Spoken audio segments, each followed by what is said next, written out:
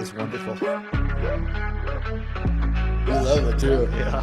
Outlaws do advocates, we speak the truth. Got a mic in our hand, yeah, we're breaking loose. From behind the bars, the breaking glass roofs. We're telling our stories and dropping mad truth. Yo, it's George, Jesse, and Jeremy on the mic. 3 outlaws on a mission, man, it feels so right. We were doing hard time, now we're dropping rhymes. Turn the hustle into hope, redefining our prime. From the prison yard to podcast fame, taking back our power, no more shame. We used to wear numbers, now we wear names. Laughing at our haters, cause we changed the game. We got Todd Wade in the house for 26 years. Well, thank you. All right. Welcome. It's Jesse's favorite song ever. It's the Outlaws to Advocates theme song. Took us forever to get it. Welcome, everybody. I'm excited tonight because for me personally, coming out of prison, I walked straight into employment. And the reason I was able to walk straight into employment was because of the Second Chance Center and because of my executive director at the time, Hayley Winterberg, who is here with us today. And it's really awesome to kind of come full circle from working from Hayley to becoming friends with Hayley to now just trying to change the world with Hayley. It's awesome to have you. My name's George Nolan, Outlaws to Advocates. This is my co-host. I am the co-host, Jesse, and I'm thankful for Hayley as well. And the song. And the song. And the which I song. can go the rest of my life without having to hear again. The song is psychs him up every terrible. time. It does. The song is terrible. Awesome. Want to introduce yourself? My name's Jeremy, and reentry advocate and a blessed friend to my counterparts here, and to Hayley Winterberg, whose genuine authenticity is something that stands out when you meet her. Awesome. And who are you, young lady? I don't know who I am anymore. My name is Hayley Winterberg, and been kind of in the advocate space in a variety of different components for 18 years here. So seems wild to think it's been that long. I started in kindergarten. It's true. pretty fucking Run close. in the yard. Run in the yard, huh? Yeah. But I've just always had a passion for helping. I had a rough upbringing and wanted to do something different with my life and have a different path. And now that I'm a mom, I give my kids a different future. And so however I get to do that in this world is what I want to do. Awesome. No, that's awesome. That's awesome. She definitely walks the walk. I remember right after our interview process, I think you had agreed to hire me after I bothered you enough. And you had said, well, you had told me I could look at something as far as your history and your coming up in the advocacy space. And I went down that Hayley rabbit hole, and man, it's impressive. Yeah. You talk about 12, 13 years old, running youth movements and traveling the country and on a speaker circuit of sorts, as a child, and then growing up, following through with the education and becoming a leader and an expert in the recovery space. Like, you've been a huge mentor to me to this day.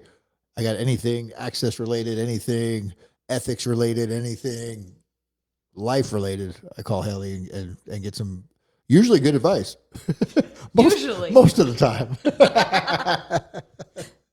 Sometimes some lectures But too. absolutely, and I definitely need a lecture here and there. So it was cool today. We got to we hit 2 different units, Jeremy, Jesse, and my friend Boo down in Tucson. And, it's tiring. It's a long day, but getting to come back here, sit at the table and do this with you, it's phenomenal, especially someone who was comfortable enough in this space to get some weirdo who just came out of prison, pick them up and take them underwear shopping with a straight face. Right? The only one who had anxiety in that Target was this guy. I'm like, did she just tell me to buy underwear? Okay, I'll buy underwear. That's so good. I got underwear, socks, like that. They looked out for me. And you talk about second chance hiring or fair chance hiring. You talk about that and the stuff that comes with it that people don't think about, they thought about. The Peer and Family Career Academy, where Hayley was the ED at the time, took everything into consideration, right? It was really cool just to be welcome there and supported. And you are usually the one who leaves your phone on not silent, but tonight it's me. Yeah. But yeah, it was such a great way to start and to have you in my life and have you in our lives and have you sitting here at this table and showing up at parole hearings, parole orientations. It's awesome. For me, as I hired you on, right, you were one of the first ones I've done straight out of prison. Most folks, they've been out in the community for a little while and have gotten their feet under them a little bit. But I remember so vividly when my dad was released, how much we had to rebuild everything from scratch and how overwhelming that shopping was, and how he had to show up for job interviews but didn't have the clothes for job interviews, right? And how he would get the job and he was mostly doing like manual labor stuff after his experience because he couldn't work in his field anymore. And you need the steel-toed boots and you need the special pants and you need all the things that he couldn't get. So it was one of the things I made sure that I was like, if George's going to do it, he's going to be able to have everything he needs so he can feel confident. Because there's nothing worse than being in a room knowing you've got some stuff, right, in your past, and you feel like you're not dressed the part, right? That's something I went through starting at 12, 13. I was poor. I didn't have the access and the means to get the things I needed. But here I was standing next to CEOs and telling psychiatrists how they should treat kids better in my ripped jeans and shoes that are talking. It just gave me a different viewpoint on making sure folks have what they need. That's awesome, Hayley. We had a discussion a few minutes ago before we started this podcast because we all work in the reentry field and all of us look up to you. I don't know why. Yeah. Well, I asked you, what you think I could do to add value to myself and what do you think would be important to grow in this field? And you said education. That's right. Yeah. Can you elaborate a little bit on that? I know that you're educated. I'm overeducated. So I went and I got 2 masters, right? The second one was a little bit of happenstance. I loved the topic and it was like a year and a couple months to get it. And I was like, well, that's a no-brainer. For me, school is a safe place, and I know that's not the case for everyone, but what I've seen time and time again is you can have the best life experience, and you can get places with that, and I've really learned that over the years too. But also I've seen how much further folks can go when they have the degree, when they get the credential, when you get that fancy piece of paper that says, hey, I know my stuff now. And it's a good journey, right? Like I know in both of my masters as well as my undergrad in human services, I learned a lot about me and was processing my life experiences, right? When I took human services, there was an addictions course. And I remember like having full-on debates with the instructor because I was the only person in the room who had lived experience of being in recovery. And I was like, yeah, that's not how it works. Sometimes you hit rock bottom and you just keep digging until you find a new bottom. Yeah. Sometimes, you got to relapse multiple times before you get it, right? And maybe you didn't lose all of your progress every relapse. Sometimes you just took a little step back and you get back together. I remember having those debates in my public administration, really understanding like how so much of my life was impacted by terrible public policy. That's where our system is often broken at. We create these laws over things that are wild, right? And especially when we look at substance use charges compared to other charges, sometimes you're getting more time for that than if you did something violent. That just doesn't make any sense.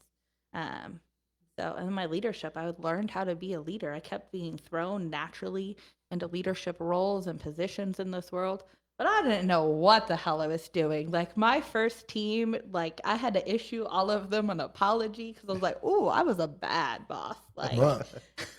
Like that's okay, right? So that's really interesting because like when we look at your education from GCU and navigating personal experience growing up, healthcare and access and all that is a very political landscape. And I was just curious is how did you utilize your education and personal experience to really create that systemic change and where you felt like now I'm turning the tide and I'm getting somewhere? Yeah, it's an interesting journey when you have lived experience, right? I think for many of us, when we start out doing this work, whether it's peer work or behavior, whatever it looks like, we lean heavily on our story and our experience because it's so much on it. One of the things I found is now I evolve on using collective stories, using data and using how do we leverage these politics? How do we think strategy to make these system change that it's less about me and my experience and what I've gone through and overcome, but how do I now help a collective? And then there's still times where I've got to say, you know what, hold on, we need to have a human moment. And this is what that how it would have impacted me. Just a couple years ago, I was working on a health plan, and we were all sitting in this table. Literally, all the top people. I was probably the lowest ranked person in the room, and they were talking about making a change to our system that would have directly meant I lost services when I was a kid, and I had to be like, "Whoa, we got to talk about this." Like, I wouldn't be in this room today if it wasn't for those very services you're talking about. Right. And so learning when and where do you share that story? When and where do you leverage that? And when and where do you pull up other pools of experience and say, you know what, this degree is what we're going to leverage today? Because we're all one whole. Like, there's never a point where I can cut off my life experience. That's always impacting the decisions I make today and how I move forward. But it doesn't have to be the bright neon sign over my head in the same way it was when I was younger.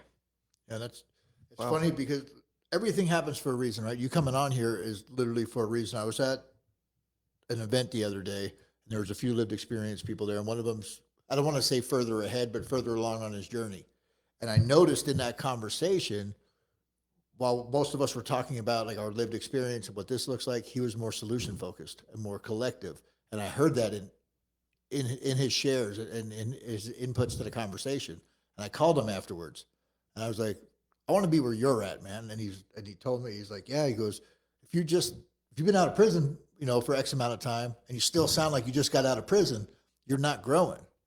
He's like, that's why I invited you into this space, because this is more for guys like you. 'Cause I just got out. He goes, and then guys like me, because I'm moving further along. And not in any kind of judgment way, but then for you to talk about that here and kind of reiterate that and bring that point home. I had actually said something to my girlfriend about it too when I got home. Like, man, the way he was talking, you can see like the growth in him. And it's something that really stood out to me about and you just hit it on the head with the collective aspect of things and what it looks like, rather than solely just this is what I've been through. Yeah. And it was really cool to see that. I think there's often a journey we watch folks go through, and some folks stay at a certain level, and that's okay. And we need everybody to have their experience, right? But I think a lot of the times we start as me, and I'm going to get my story and I want to share. And then if you do things like peer support and you start to realize, oh, actually, there's members I worked with for years that never even knew my story, because it was we're walking this road together. We're figuring this out together as peers, right? And then you start to move into decision-making roles, as you mentioned earlier, right? Where you start to have that and you start to see that there's a collective, that it's system-based thinking, that it's solution-based thinking that you've got to really pull from. Now, you still have that lived experience where, like, the things I advocate and align myself with today are because I directly had some sort of engagement, right? I'm interviewing for jobs right now. Every company I'm in the interview process with, I've interacted with in my life journey in some way, shape, or form, because I want to give back and make a difference to the very things that made a difference in my life. And that's how we continue to move forward. It's extremely important. And just the fact that we have you here, because you're talking about interviewing for jobs. I've seen what your calendar looks like. And the fact that you do have this time to come over and do a podcast on a Wednesday at 7:00.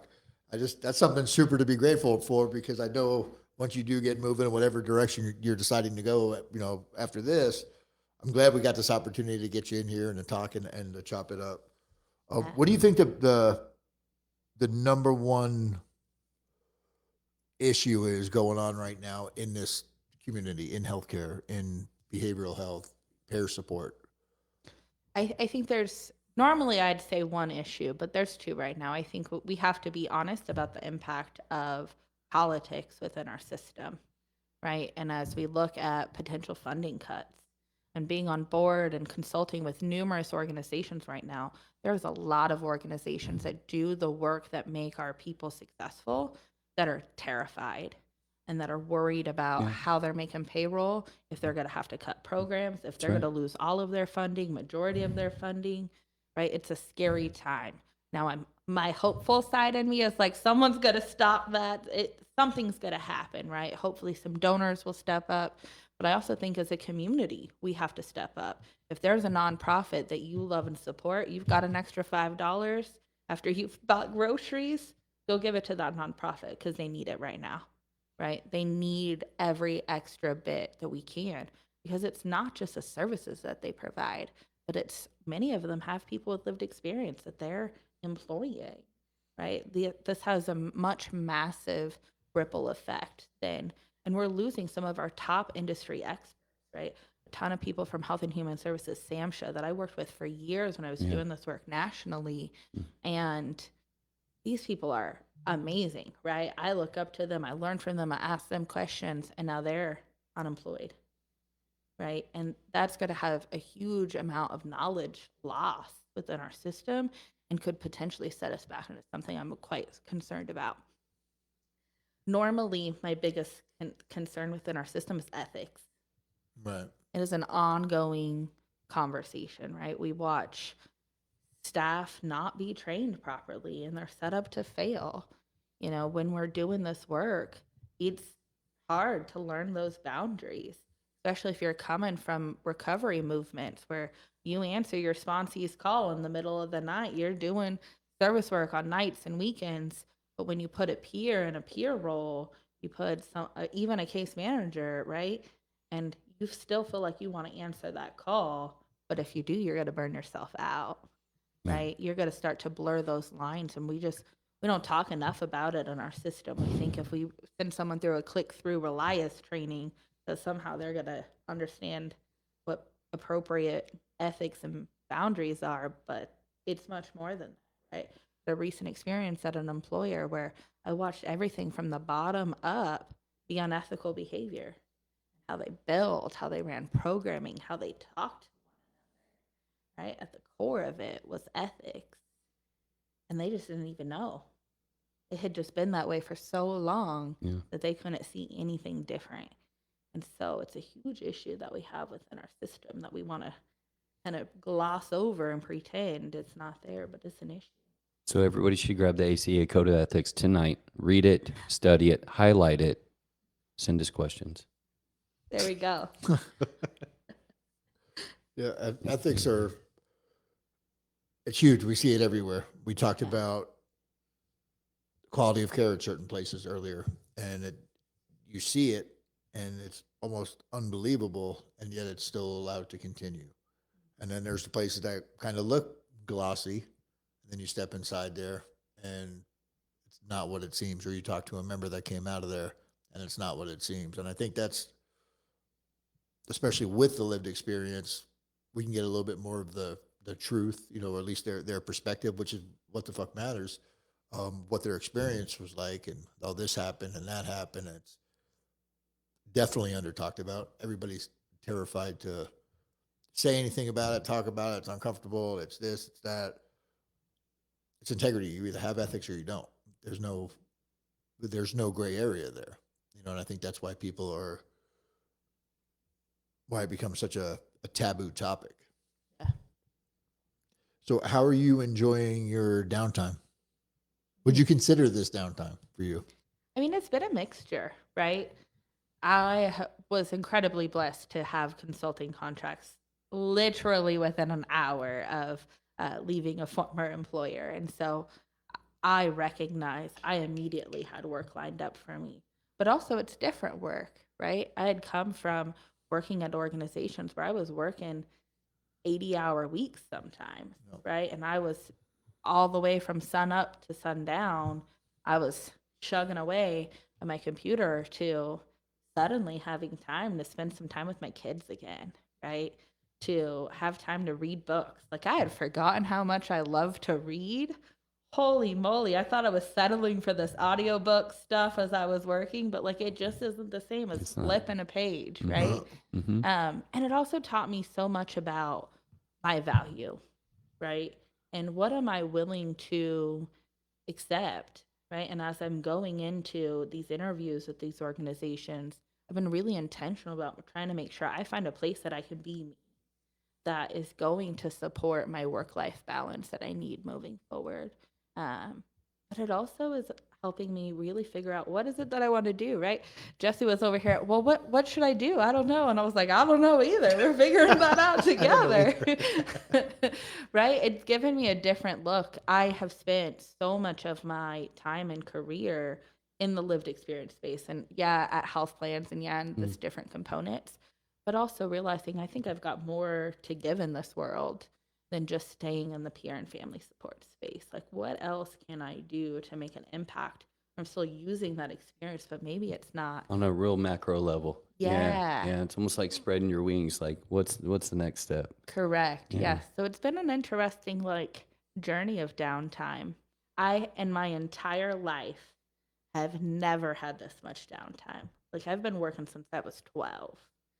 So it has been a wild journey to have like 3 months of like maybe half the workload of normal. I worked 3 jobs for many years.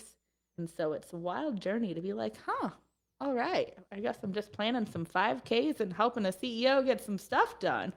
All right. So it's funny that you call downtime going home to 3 kids and being a full-time mom. Yeah. That's downtime.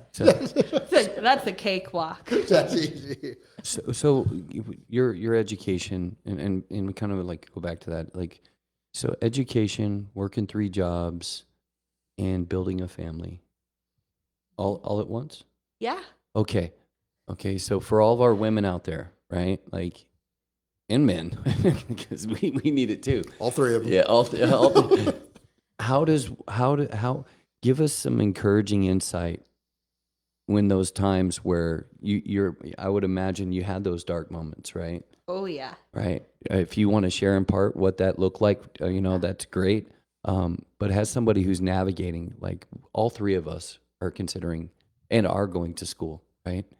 We work, right? And it's like, at the end of the day, where's the time, right? So how does one strategize, and how did you make it through all that?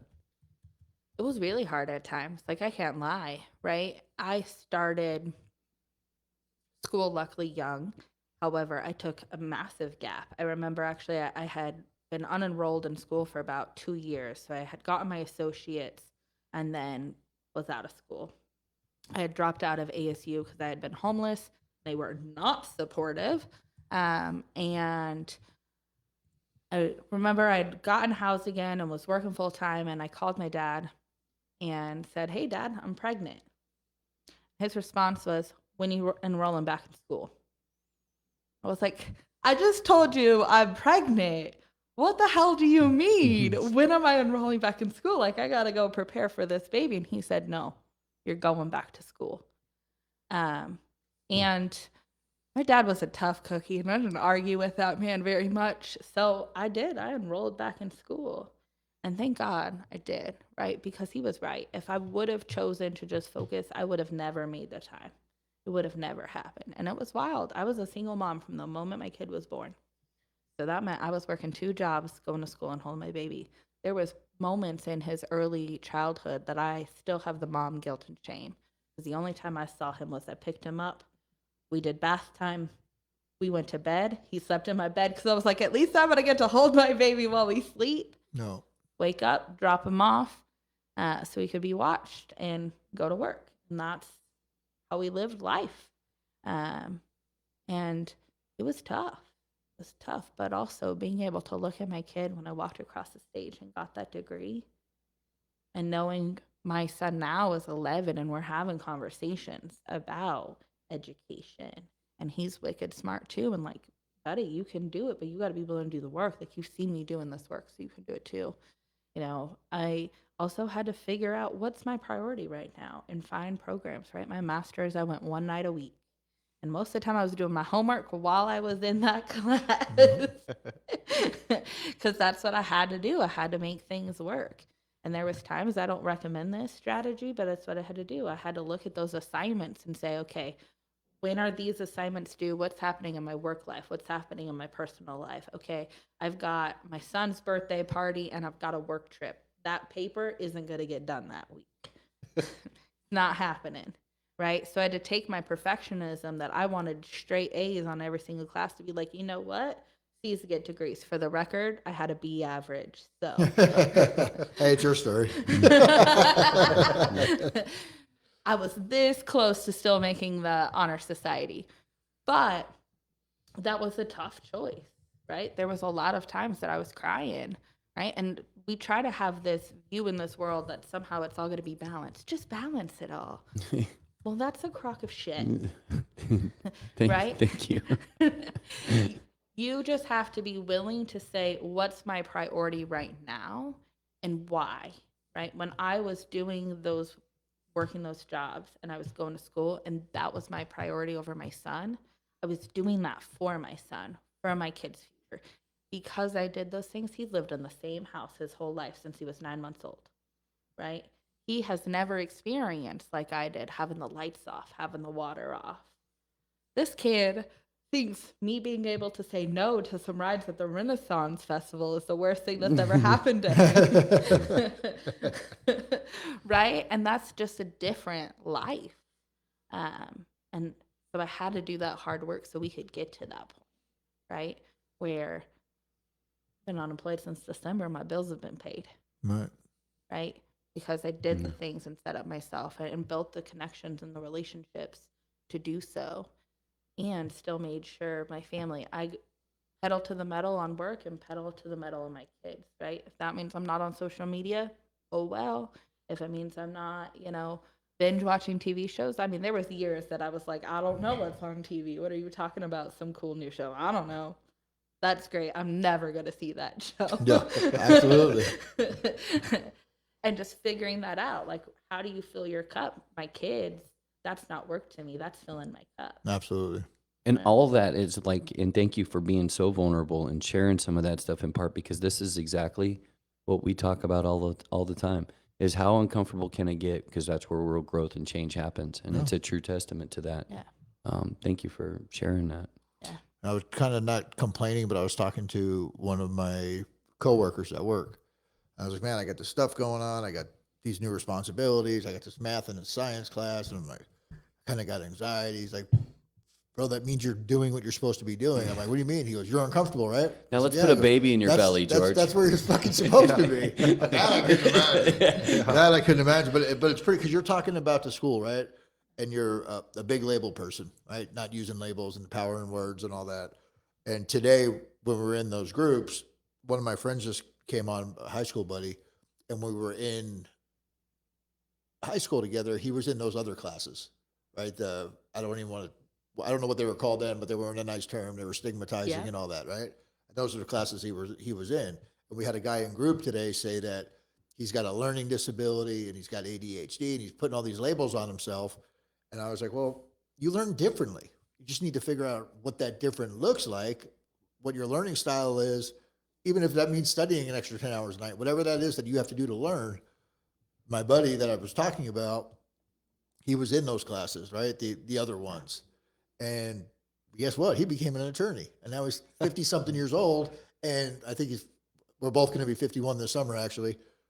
He's studying for his second bar in a different state, and just put all that stuff out of his head, sat down at that table, figured out how to learn, and put it to work rather than worrying about what the label is. And it's awesome to hear it. And then the peer supported me. Somebody else in here made a comment asking us, what do you guys think about guys that are moving forward that don't work a program, they're doing it on their own? And I'm like, you're doing it on your own? You don't have family, you don't have friends, you don't have supports, you're not here listening to this podcast. Where's the on your own, man? You're surrounded by love. You're definitely not on your own, so don't feel like that.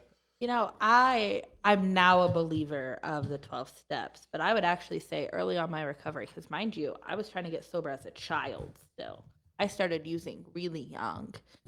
And I remember trying to walk into a meeting, and they were like, no.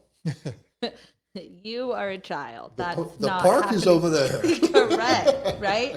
And I realized I was probably coming from a place of love and protection, but they didn't realize I probably had better stories than half of them, right? I'd already gone through some stuff. I was kidnapped literally at weeks old across the border to Mexico. So, I got the stories, baby. They started from the get-go. Super early. Right from the gate, I had trauma. And so I know that they were trying to protect me, but because of that, I was done with 12 step. People would preach the steps and be like, I'm so glad that works for you. You can keep that. So when I did end up getting sober, it was pull it up by my bootstraps, right? At that time, our system had, here's some counseling, here's some meds. Well, I couldn't talk about what was really happening in counseling because I didn't want to go into care. So, all right, I guess I'm going to sit here and bullshit. Comcare system. I was VO. I'm a little bit younger than Comcare. Is it so? When I was in St. Luke's when I was 7 and Charter when I was 13, that was, and I'm 49 now, so that was VO2 then, right? Might have been Comcare. Might have I'm been a Comcare. baby. I'm a baby, she said. We should play the game of guess how old Hayley is and see how wrong they are, George. Let me ask you this, Hayley. There's something I wanted to bring up. So you had mentioned that pretty much for the longest time, you've been going 80 hours a week, you know, getting your education, getting better, taking care of your kids, working, just doing everything. Is there anything that you would do differently now looking back? Yeah, for sure.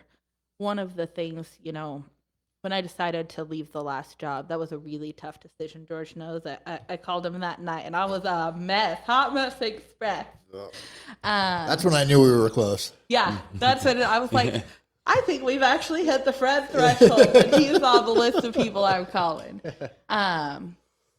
But one of the things I realized is during that 60 days, I was working as soon as the sun came up in my office at home. Then I would hit the road and drive an hour and a half to the office and work until 8 o'clock. And the only reason I left the office at 8 was because if I'm not home by 9, my husband can't make it for his graveyard shift. And sometimes then I'd still sit there at the couch or the dining room table and sending emails. I miss that time with my kids, and for nothing good came out of it, right? All of those other times I worked like that, I built some cool programs. I made a difference in people's lives. Like, I had forward momentum that made it worth it, that I was able to bring my kids to the conference that they had watched mom plan, that they had helped me pack the boxes for, right? So that's the other thing is, while I worked like that, I brought my kids involved. On Saturday, I went to a conference and my oldest kid went with, right? And so I just figured out how to do it and versus or. But I remember looking at my son as I was crying in this experience, and just the amount of like, that was for nothing. I missed 2 months of your life for nothing this time. I will never make that mistake again. I will never do that again, because I've got 7 more summers before he's an adult. No. And that's, no, I'm not minimizing anything. It's just it's a testament to your sharpness, right? Because learning that in 2 months, it can almost be considered almost pain-free when you look at some other people who have just wasted sometimes decades in a dead-end job, doing stuff that makes them miserable. Even put it on me, right? In my addiction, I gave 17 years in prison before I realized, hey, I only got so many summers left. Now I'm the only one who's got a few summers left. You know, my grandson's got a bunch ahead of them, but we gave that away, and you were able to pick that up and to learn that in 2 months and to land on your feet and to say, let's just enjoy the time, figure it out, and move forward. I remember that conversation. I remember that night, and I remember just sitting at my desk when you called, and you're you got your shit together, right? You got a good head on your shoulders. Sometimes. Absolutely. But it just goes, we're all human, right? Yeah. We're all going to go through different experiences. We're allowed to feel, first of all, we're allowed to fucking make mistakes, right? No one's fucking perfect. We're allowed to feel things. We're allowed to be upset, but we're also having the coping skills, reaching out for friends, for support, having those conversations. Hey, I'm the person who's got my shit together. I can't tell anybody what's going on, because that's a real thing too for some people. But you reached out. You had your little circle of people. You talked to them. You figured stuff out. And now you're on a fucking podcast just doing amazing stuff, enjoying your downtime. Yeah, this has got to be one of the best highlights coming into 2025 for you, is being on this podcast. It is. Yeah. It is. And our 3 viewers are going to love it. Yeah. Yeah. I know. What am I going to do? Because I listen every week. So you're only down to 2 viewers. I'm a super fan. We got you and Aaron Yeager as our super fans. We had Aaron on, was it last week or 2 weeks ago? Yeah. Yeah, we got a pretty good lineup. We're not going to talk about who's coming until they get here, because sometimes when we put it out there, then people don't show up or shit happens. Yeah. But the next couple of weeks, you know, started kind of with Aaron and with you. We got a good group of people coming on here. Have you ever met Aaron, Haley? I think in passing. Yeah. I We'll think have to here and there. connect you guys. You've seen her on here, right, Aaron? She's EMDR therapist from Jersey. I think so. Super cool. She's been sober She's for like like- 8 years. Still goes to 5 meetings a week. Like, Wow. yeah, she's That's some commitment. yeah, That's some she's commitment she's for all. sure. She was the Clinical director. clinical director at For- Axiom, for- and now she's got her own or counseling. Yeah, she's doing really good. She puts up with us, so that's pretty cool. That's I very- don't know. I found this group of men at this table to be some of the best gentlemen I know. I remember George. Have you met us? Don't tell anyone. You're gonna fucking ruin our reputation. Don't I spread think that we're word. officially You'll ruin your reputation by gang saying affiliated now. No, but for real though, because like George, his very first class with the academy, I remember I had to be like, "Can you please stop raising your hand?" great. I think his second class, I didn't get a lunch or a break that day. Yeah. Because every break he was asking me questions and having a dialogue. And then in between he'd have people on the out send me emails. Yeah, try to get a job 4 years to the game. So cool. It doesn't surprise me, George. And then eventually sending me his own emails and be like, "Can you help me with my resume?" I don't know anything about resumes. Like, I just wanted you to look at my resume. I didn't give a He shit if you sure fixed did. it. he sure did it. I kept looking at it a couple times. I was like, I should give some feedback. Yeah. I'm not a resume expert. That's Yeah. not my expertise. But just seeing that determination and then having to work with him for a little while before he abandoned me, it's fine. I've forgiven him now. Right. Just seeing that hard work and determination, and, you know, he hit the ground running and has continued to do the work, right? Still worry about his coping skills and like, okay, make sure you've taken care of yourself. But Yeah. right, that stuff's important. But also when I met you, right? We met while I was planning. I was in the middle of facilitating the PFCA conference, not last year, but the year before. And this guy kept following me around. Every little break I had, there was a conversation. How could I help? How do I support? Right? And it really told me a lot about his character. I think actually through you, we've spent a little bit more time and had some more real conversations recently. But it made a difference. And from the moment I met you, you came with these two. So I was like, all right, he's going to be all right. Yeah. And Jesse was our connector, you know, so Yeah. it's Well, you know, that event was the first time where I'd been in a whole room full of peer supports since I'd been out. yeah, it was pretty fucking Yeah. cool, dude. Like I was like, oh Yeah. my gosh, my people. You know, The energy in that space. amazing. You know, out of many, and I've done lots of events. I've done events now with thousands of people.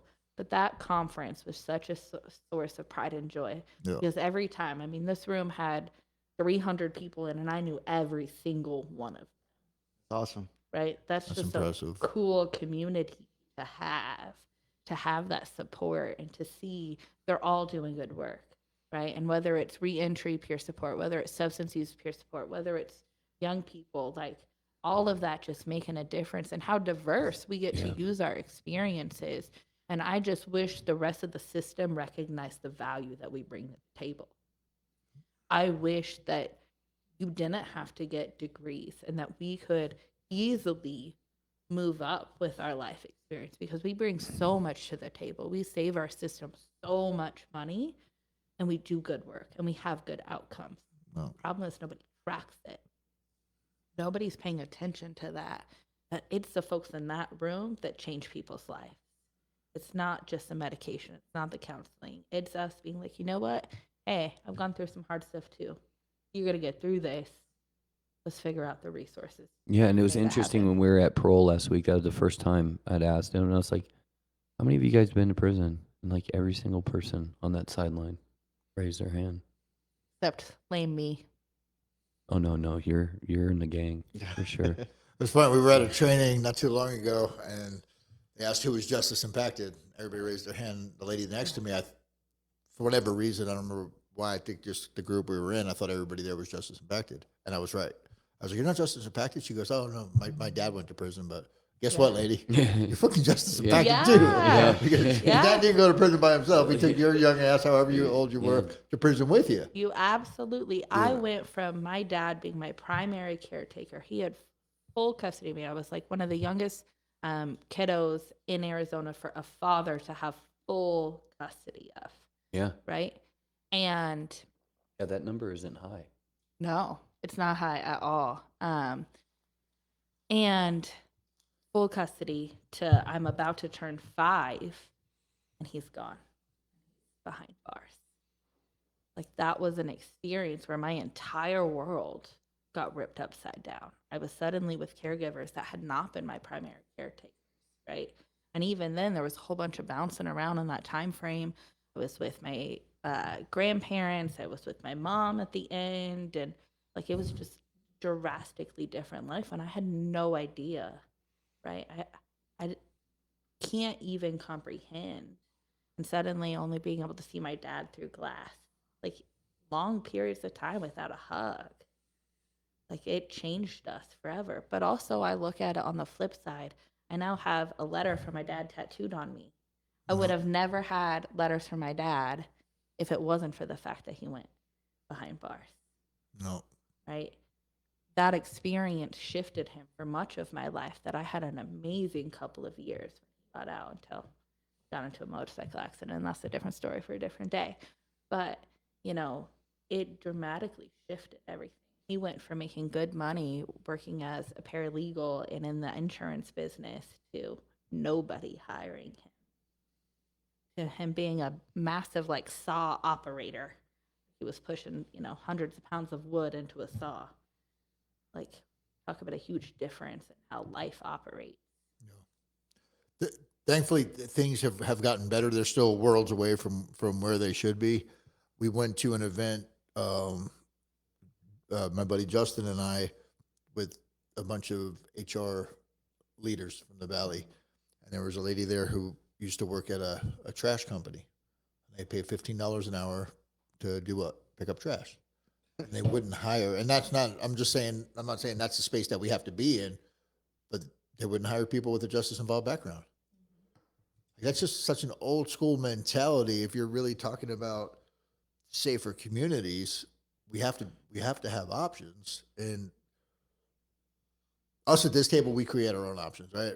We're going to open the doors. We're going to get through stuff. We're going to figure it out, you know, but not everybody has that. Not everybody's gotten there. And to just continue to exclude people, yeah, come on home, but stay over there. Yeah. You can come home, but you can't sit at the table with us. Just go over there. Yeah. And make $14 an hour and figure out how to pay your rent and your back child support and your this and your that and rent's $2,000. And you got parole fees. Yeah. And you got Oh, probation yeah, fees. yeah. And you And let's hope you don't need the DUI monitor in your car Yeah. or any other type of. And let's hope you don't have kids. Oh, yeah. Yeah, 'Cause that's that expensive as well. economic disparity, you know, for one of the things that I've observed in the last 3 years since I've been out is it's like, yeah, you can work in recovery and, state of the trades, but don't come over here, right? Like, don't look over here. It's been troubling. I mean, I'm not going to name the company, but even when I was in the Second Chance Center, there was individuals that were going and working only 90 days at this concrete company. And they were like, well, why are they only working 90 days? Oh, they didn't want to insure them. Mm-hmm. Right. And so we told them never to come back to Second Chance again. Yeah. You know, it's troubling because we have gentlemen that had gone and done a significant amount of time, walked in there, professional drywall guys, and then they're coming out 20 years later. Why would we put them in that position to be doing drywall? There should be other options. And and George and I are working on the education part. We really want, like this guy we talked to today, 41 years. He's like has all the education and intelligence. And, guy who's incarcerated. Yeah, guy who's incarcerated. No computer skills. 0. What are you going to do with that man? Yeah. You can't even apply for a job these days. No. That's all done on the computer. Yeah. No computers in there for him to work on.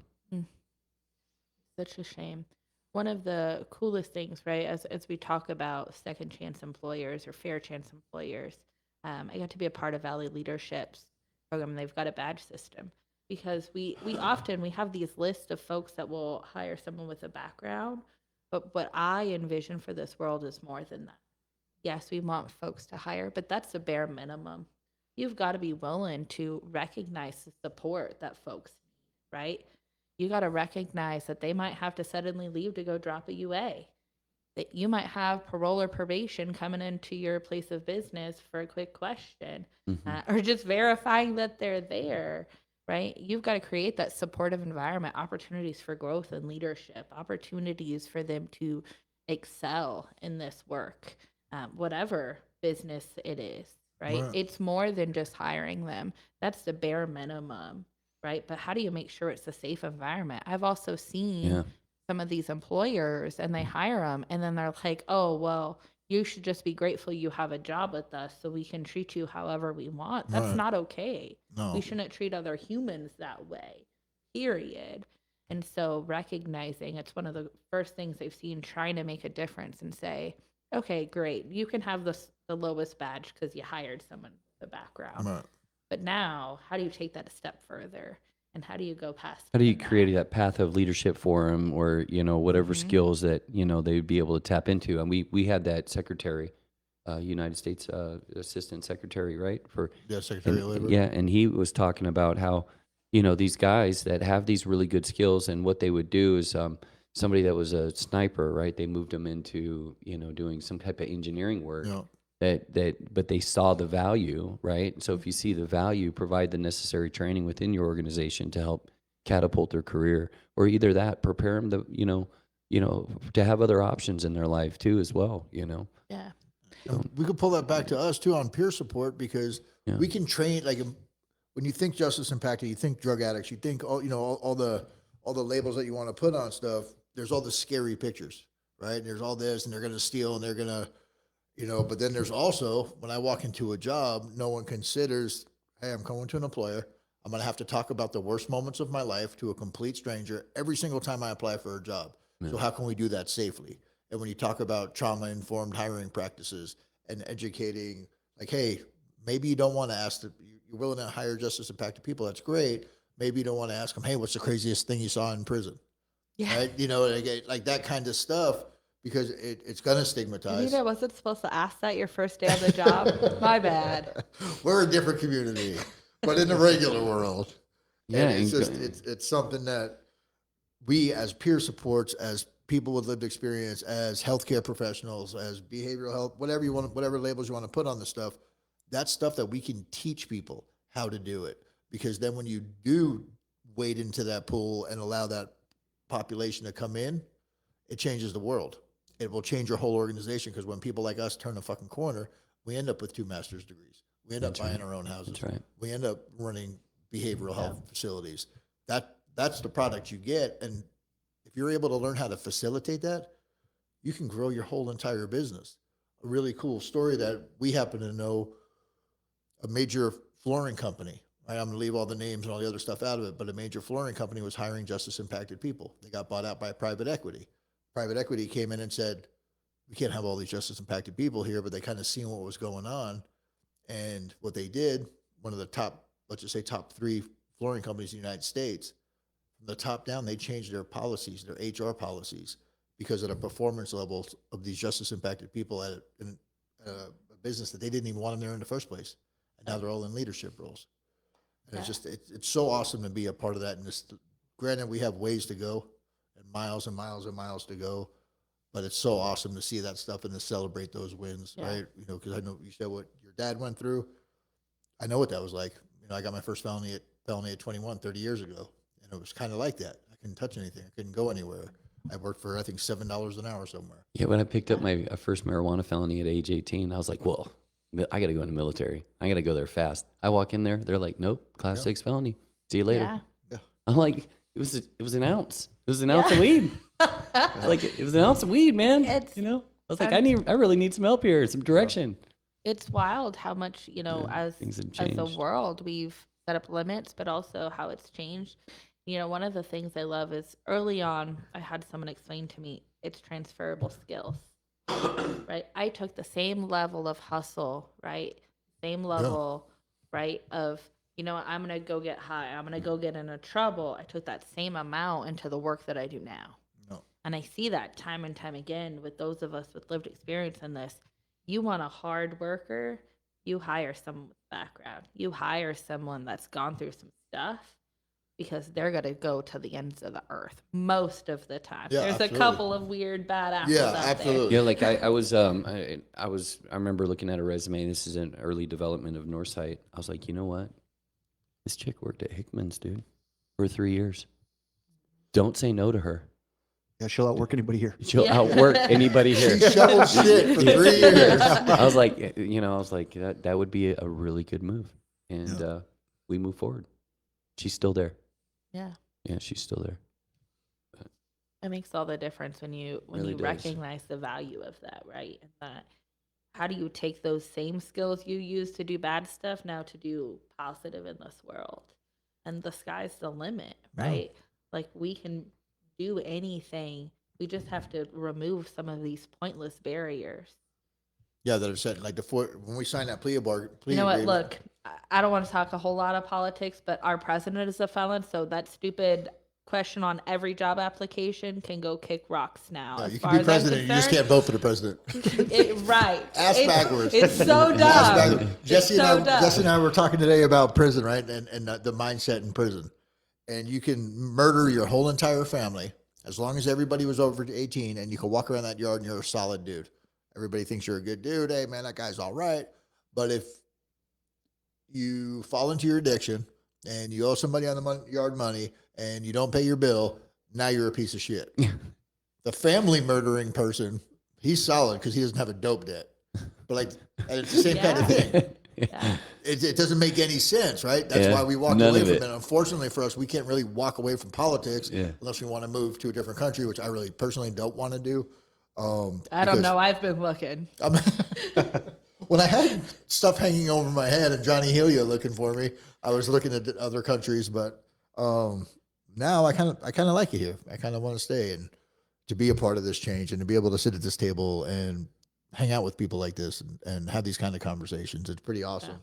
We're getting into our last few minutes here. So as the guest, as a leader in this space, as a pioneer in this space, as an advocate, an ally, lived experience, all that stuff, what's the one thing you want to leave all 1.75 of our viewers with?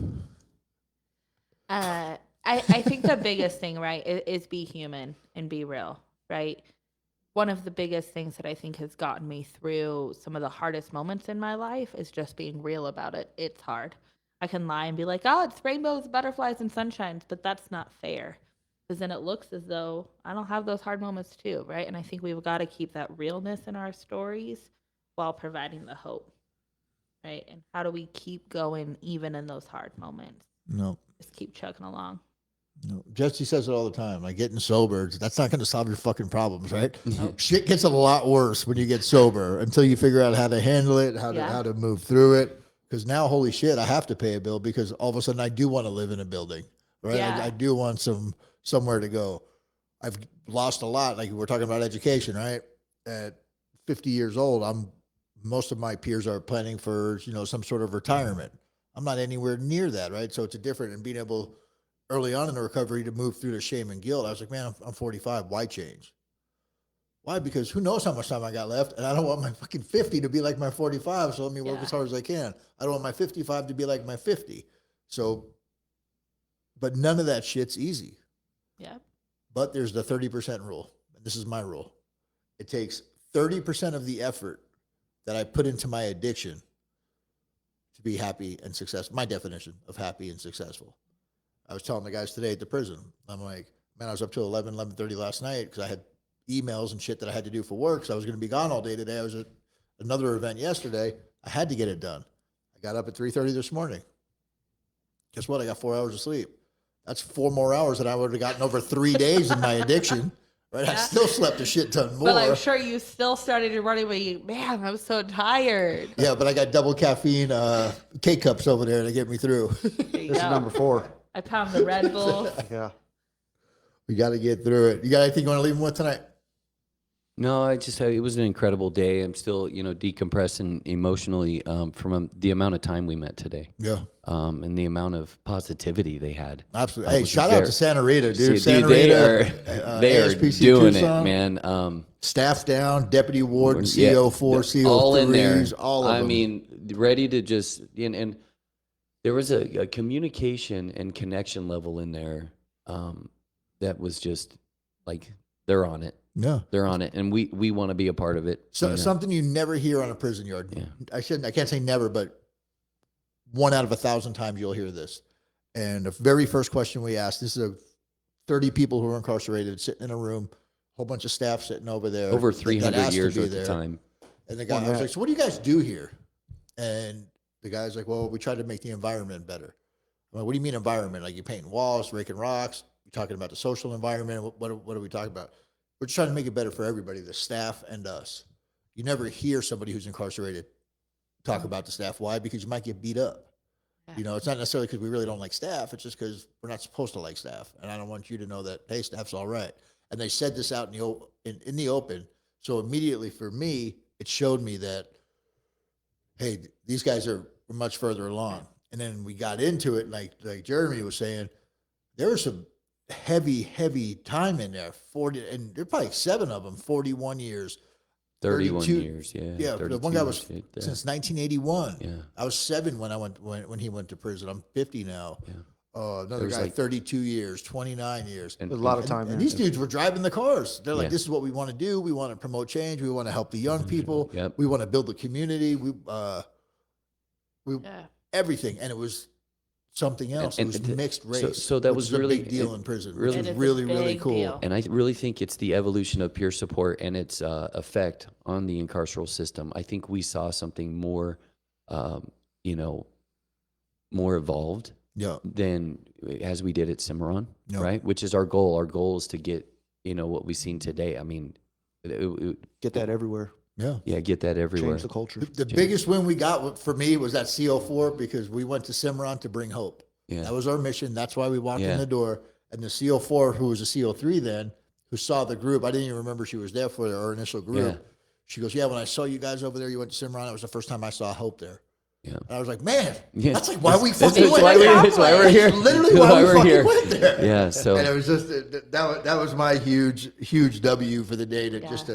just to see that. So, you got anything you want to leave us with? We got about a minute left. Yeah, I'll be short and quick. So the people that I'm talking to are the people that maybe aren't necessarily bought into the stuff that we're doing. Maybe the family members, the employers, the community that doesn't really understand exactly what it is we're trying to do and why we do it. And what I would say to you is this. For people like us, it's hard to come back into the community. It's hard to come out of addiction. And just because some of us may have done some bad things doesn't necessarily mean that we're bad people. Try to look at it as people that are sick, not bad. And when people pay their debt to society, I mean, like in our cases, some of us have done almost 2 decades. I mean, how long do we have to continue to be penalized for mistakes that we've made? We're human beings. And the reality is that if I want to have any chance of being a responsible, productive member of society, at some point, people are going to have to give me a chance. And people are going to have to give chances to other people like me. Because in my addiction, there were days when I was committing a dozen felonies before noon. So with people like me on the right track, not getting high, working, being a productive member of society, the impact that has on the community, my family, my neighbors, my employer is huge. And all it takes is a chance. You know, we want to be productive members of society. We don't want to spend the rest of our lives in prison. We want a chance. So for those of you that are maybe on the fence a little bit, give us a chance. Give us a fucking chance. I just seen Holly on here. Holly runs the Manzanita unit. Holly. Manzanita unit's awesome too. Yeah, Holly, yeah. good to Holly, see you. shout out. So we love all you guys. Thank you all for being here. Holly, I'm going to give you a call tomorrow. I don't have your work number, so if you can send it to me a message, that would be great. I might have it. Haley might have it. We'll see. But we love you guys. Stay safe. Like Jesse said, give everybody a chance. Always add love. We'll talk to you soon. Thank you, gentlemen.